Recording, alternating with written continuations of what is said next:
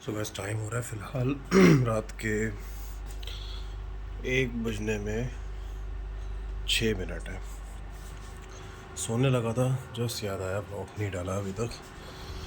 पर आज का दिन कुछ खास इतना था भी नहीं। मतलब कुछ लोग मेरे से भी कहते हैं कि यार आप ब्लॉग बनाते हो, क्या बना रहे हो आप? मतलब if you are making a blog so जैसा, क्योंकि पहले जब मैं ब्लॉग बनाता था ना, ब्लॉग का कोई मतलब होता था। मतलब I used to be like अपना पूरा डे मैं रिकॉर्ड करता था, चाहे छोटे छोटा पार्ट हो। I used to record and then cut paste and everything. यार उसके दो कारण हैं।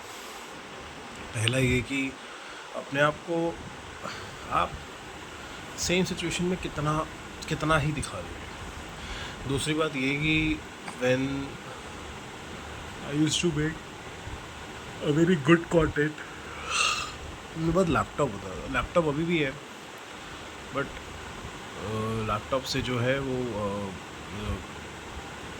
पकड़ नहीं पा रहा उस चीज़ को। मतलब अब थोड़ा सा लैपटॉप का software is not good.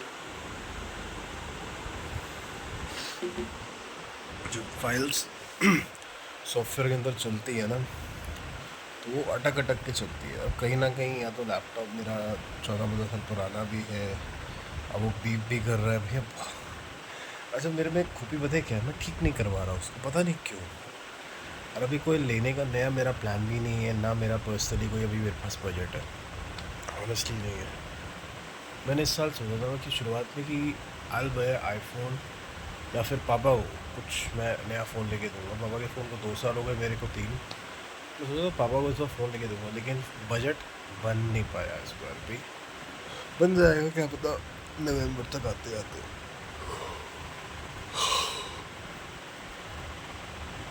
Middle class families में ये होगा, आप हर एक चीज़ का बजट लेके चलते हो। जैसे मैंने पता करा था to become a pilot through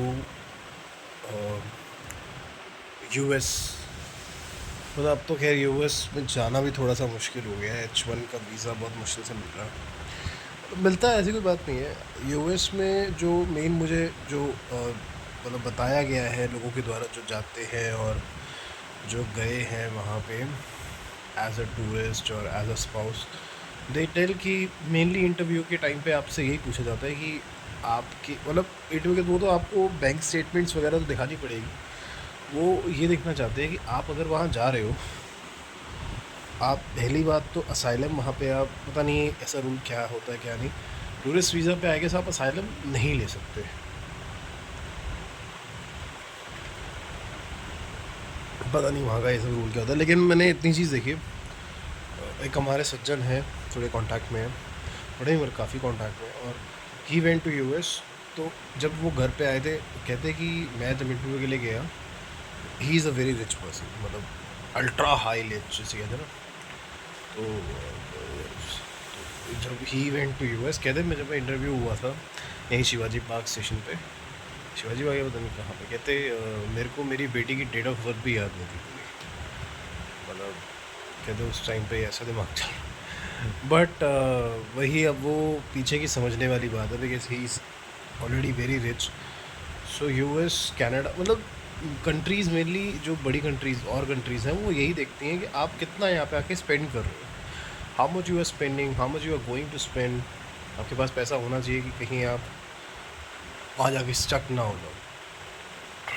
तो पता नहीं, देखो मेरे को ऑनेस्टली मैं गलत गाइड नहीं करना चाहता। I don't want to misguide you people through my blogs, but जितना मेरे को याद है 50 lakhs अब पीपीएल का रेट चल रहा है। पीपीएल मतलब प्राइवेट पायलट लाइसेंस। मतलब once you are done with the computer number, your medical, and you have engaged to the ground and fly training, आपने जो है कुछ 70 घंटे आपने हवा, 70 घंटे, हाँ 70 घंटे आपने हवा में बिताने होते हैं, और 250 घंटे की टाइप राइटिंग होती है। 70 घंटे आपने दिन और रात दोनों को मिला के बिताने होते हैं। Then you will get the PPL license. PPL फिर आप जब यूएस से करके आते हो, आपको इंडिया में कन्वर्ट कराना पड़ता है वो। ये भी चक्कर है थोड़ा।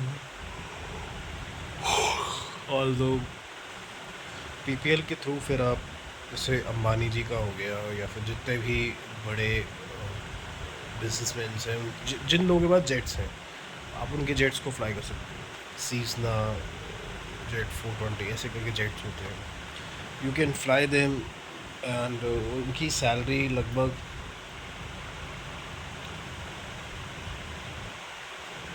Depends on the aircraft type, क्योंकि इस फील्ड में जहाँ तक मेरे को मैं समझता हूँ, क्योंकि मैं इस फील्ड से जुड़ा हुआ हूँ पिछले 2-3 सालों से, रिसर्च करी है काफ़ी।